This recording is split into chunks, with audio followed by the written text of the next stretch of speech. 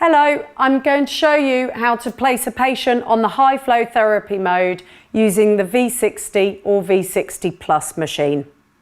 First of all, you will need to select the right size nasal cannula for your patient.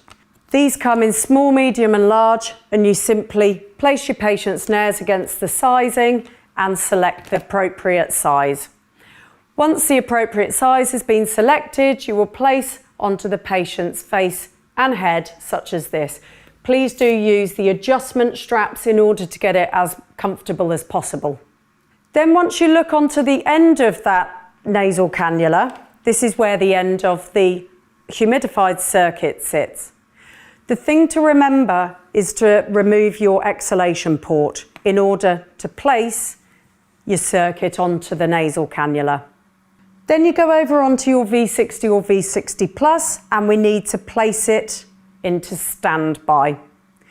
Once on standby, you've got two options. Go back onto the ventilation you were on or press high flow therapy, HFT. We will press the HFT tab and read the screen. It says, remember to remove the mask, which we were using on the NIV, and place the nasal cannula. And then you simply need to key in your flow in litres per minute and your oxygen as percent as per prescription. To change your flow in oxygen, you just simply press on that tab, go to the left or go to the right to plus and minus that number and press accept, and exactly the same for your oxygen. Once you're happy that all of this is completed, you just simply press start HFT on your machine. That's immediately delivering flow to your patient. So we know that our active mode is high flow therapy, which is what we want.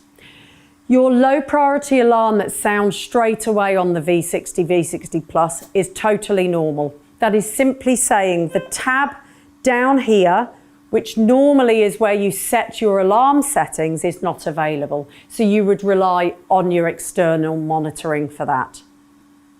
So that is your screen really for high flow therapy. Please bear in mind there are two alarms that could occur during this time. So you will get a low priority alarm that will say cannot reach target flow.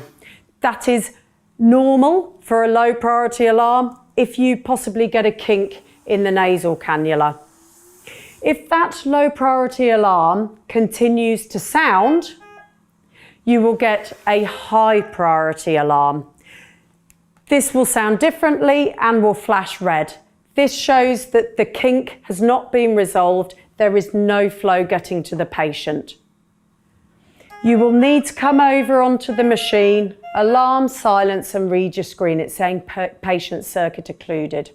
Once that occlusion is resolved, the lines go through the alarms and you can simply press alarm reset, additional informational message, and it will go straight back to your flow again. You can also give your patient 100% oxygen. This will give them 100% oxygen flush for 2 minutes by simply pressing that, and it will count down for the 2 minutes. You can also add 2 minutes onto that as well. Once that 2 or 4 minutes is finished, it will go back to what you were on before. Or you can simply press cancel and it will go back to your desired oxygen delivery. That is it for your high flow therapy. So let's suggest we're going back to CPAP or BiPAP.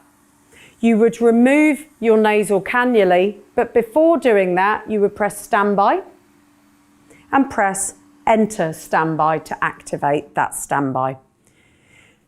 You will remove those nasal cannula, but don't forget before placing the mask back on, you need to place your exhalation port back onto the end of that circuit, back onto the end of the elbow to your NIV mask, and then press ventilation.